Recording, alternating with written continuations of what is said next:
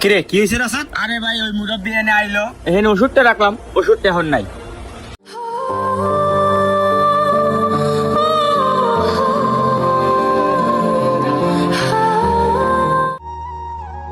এই যে কাকা আপনার মোরগ পোলাও।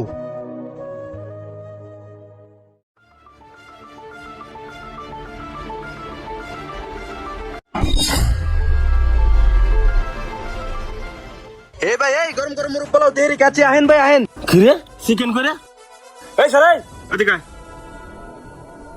চাচা কি হইছে? কিরে তুই তো আমার মোরগ পোলা দিছিস, মাংস কই? খালি একটু ঝোল ঝোলাই দিছস। কি কোন চিকেন দেন? কই চিকেন কই? আমি কি মিথ্যা কথা কইতেছি? খালি একটা ডিম দিছস।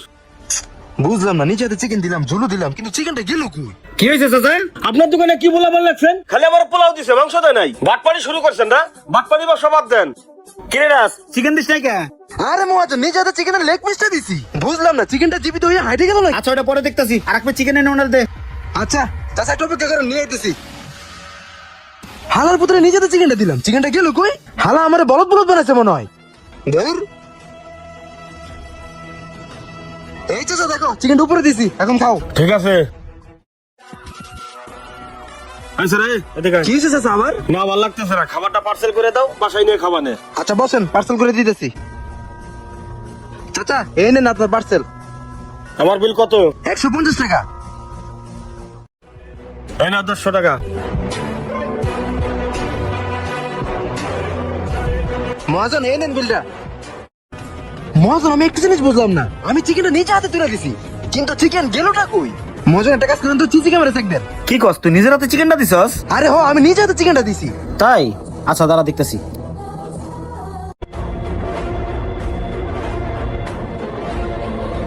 দেখছেন মহাজন কত বড় বাটপার বুইরা? হালাই তো চিকেন পকেটে ঢুকাইছে। ওই বাটপার কত দূর গেছে? আচ্ছা তুই দোকানটা সামলা, আমি ওরা দেখতেছি। হ্যাঁ মহাজন আমি দেখতেছি, জান। হালার বাটপার কি হালাই কই যায়? ওর পিছে যাই দেখি। বাবা যে প্রেসক্রিপশনের ওষুধগুলো হইব?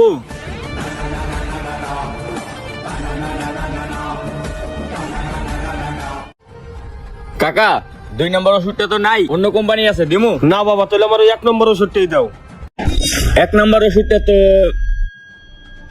কেউ টেবিলে উপরে রাখলাম, গেল কই? কাকা 1 নম্বর ওষুধটা তো আমি এনেই রাখলাম, গেল কই? না মিয়া তুমি ওষুধ কই রাখলা হেনে? আরে কাকা আমি এনেই ওষুধ রাখছি। হেই মিয়া তুমি কি আমার চোর মারছো? না মিয়া তোমার এত ওষুধ নেবো না।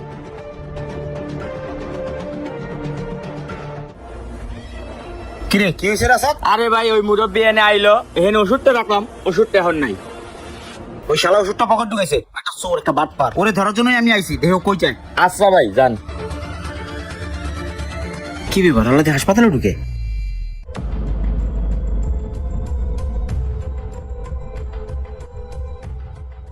কি ব্যাপার তোমার মুখটা শুকনা কেন? সকাল থেকে কিছু খাও নাই? না ডাক্তার সাহেব। কি ব্যাপার মুরব্বী, আপনি কোথায় থাকেন? আপনি জানেন আপনার ছেলেটা 1 মাসের বেশি আর বাঁচবে না। ও কি খাইতে চায় না খাইতে চায় ওরে খাওয়ান, সকাল থেকে ও না খাওয়া। ঠিক আছে স্যার, ওর জন্য খাওয়ান আমি নিয়ে আইছি, এখনই খাইতেছি। আচ্ছা ঠিক আছে ওরে খাওয়ান, আমি গেলাম।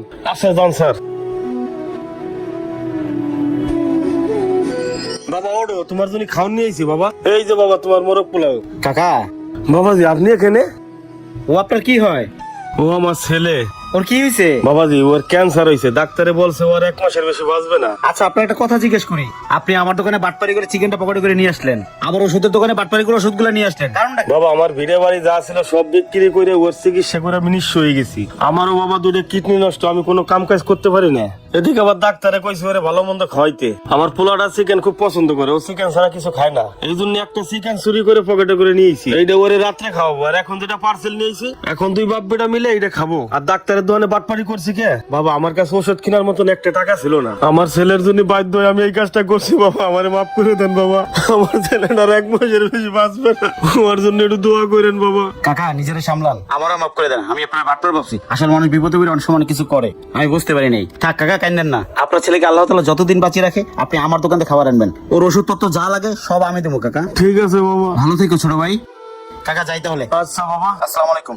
ওয়ালাইকুম সালাম। হাই বাবা তোরে খাওয়াই দেই।